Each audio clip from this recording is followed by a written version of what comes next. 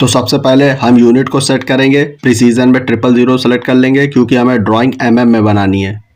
इसके बाद 3D modelling में जाकर हम सर्किल कमांड को ड्रॉ करेंगे, जिसमें C टाइप करेंगे शॉर्टकट की के लिए। 200 mm का पहला सर्किल बनाएंगे, फिर स्पेस दबा के कमांड को रिपीट करेंगे और 150 mm का दूसरा सर्किल बनाएंगे, फिर स्पेस दबा के कमांड को रिपीट करेंगे और 120 mm रेडियस का तीसरा सर्किल बनाएंगे।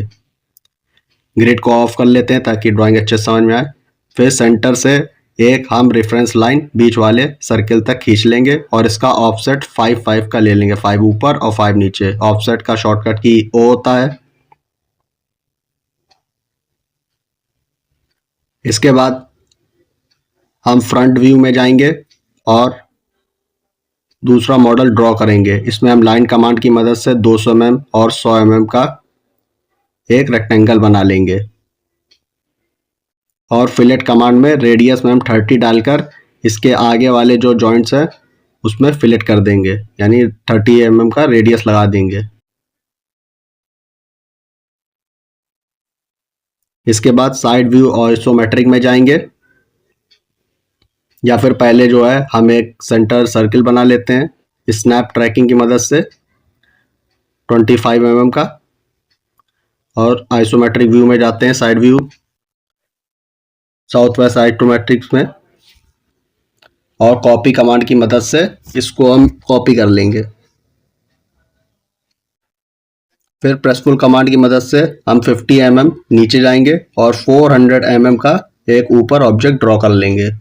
फिर इसे भी प्रेसफुल कमांड की मदद से बना लेते हैं 3D 50 mm का, और इसे भी 50 mm का 3D ऑब्जेक्ट बना लेते हैं।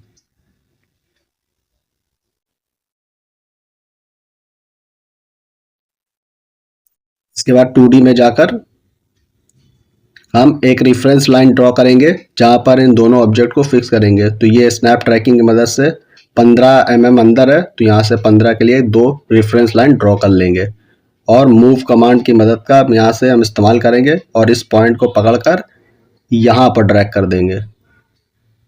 फिर दूसरे वाले के साथ भी सिंपल यही करेंगे, मूव कमांड की मदद से इस पॉइंट से पकड़ेंगे और इसे यहाँ ड्रैग कर देंगे इस पॉइंट पर,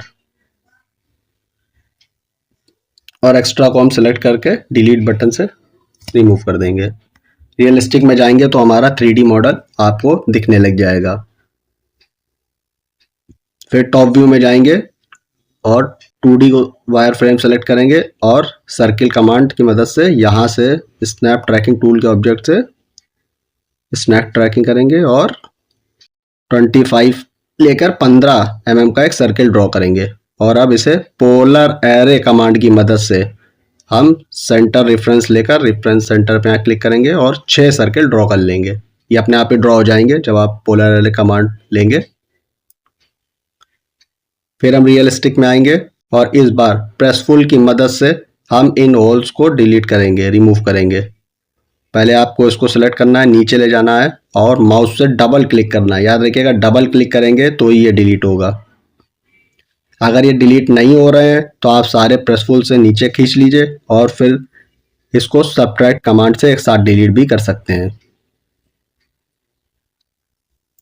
तो देखिए हमारा 3D मॉडल अब तैयार हो चुका है। इसके बाद आप यूनियन कमांड की मदद से आप यहाँ से पहले साइड व्यू आइसोमेट्रिक में जाते हैं और फिर यूनियन कमांड की मदद से जो भी ऑब्जेक्ट हमने अलग अलग हैं ये अभी तो अब इन्हें एक कर लेंगे। देखिए एक ऑब्जेक्ट हो गया है यूनियन कमांड की मदद से। फिर मैं यहाँ कलर फेस इस्तेमाल कर रहा हूँ इसे अच्छा लुक देने के लिए, लेकिन आप चाहें तो मैट कलर का भी इस्तेमाल कर सकते हैं जिसका शॉर्टकट की MAT होता है। उसमें आप डिफरेंट टाइप के जो मेटल्स आते हैं उनके कलर्स का इस्तेमाल कर सकते हैं, लेकिन उनमें ये एक खराबी होती है कि जब आप उनसे कलर करेंगे तो जो आपका ऑब्जेक्ट है वो एक ही जैसा पूरा दिखेगा, यानी उसमें फेस सेलेक्ट करने का ऑप्शन नहीं आता है अगर आपने यूनियन कमांड का इस्तेमाल पहले ही कर लिया है तो कलर फेस में हमें जो जो कलर करना है उसे अपने हिसाब से कर सकते हैं, कस्टमर के हिसाब से या फिर जो कंपनी की रिक्वायरमेंट होगी उसके हिसाब से हम करेंगे। तो देखिए इस तरीके से आप कलर फेस के ऑप्शन चूज करके इसको कलर कर सकते हैं।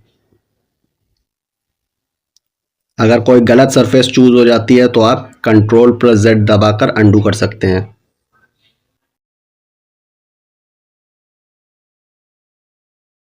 होल्स को भी सेलेक्ट कर लेते हैं।